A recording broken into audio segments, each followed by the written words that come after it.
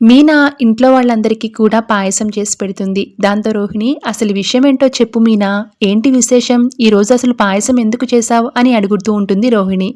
ఇక అప్పుడు మీనా, "నువ్వు తల్లివి కాబోతున్నావు కదా రోహిణి" అని చెప్పేసరికి మనోజ్, రోహిణి ఇంట్లో వాళ్ళంతా కూడా ఒక్కసారిగా షాక్ అవుతారు. ఇక అప్పుడు ప్రభావతి ఆనందంగా, "రోహిణి, నువ్వు తల్లివి కాబోతున్నావా?" అంటూ సంబరపడిపోతూ ఉంటుంది. దాంతో రోహిణి, "మీనా, నీకు నువ్వే ఎలా ఊహించేసుకుంటావు నేను కన్సీవ్ అయ్యానని? నేను ప్రెగ్నెంట్ కాదు" అని రోహిణి చెప్పేసరికి ప్రభావతి కోపంగా మీనాని తిడుతూ ఉంటుంది.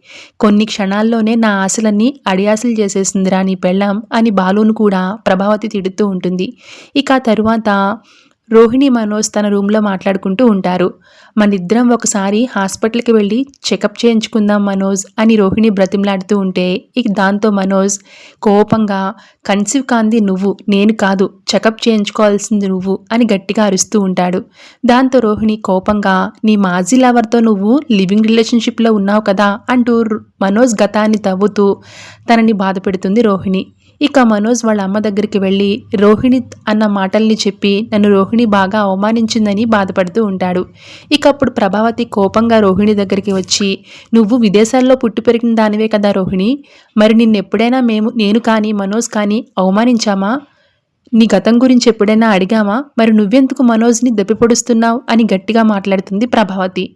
ఇక ఆ తరువాత మనోజ్ని బయటికి తీసుకువచ్చి ప్రభావతి ఒంటరిగా మాట్లాడుతుంది. "పెళ్లికి ముందు రోహిణి జీవితం ఏంటో మనకు తెలియదు మనోజ్. తను నీ దగ్గర ఏదో దాస్తుందని అనిపిస్తుందిరా నాకు. అదేంటో కనిపెట్టు" అని మనోజ్కి చెప్తూ ఉంటుంది Prabhavathi. Thank you so much for watching.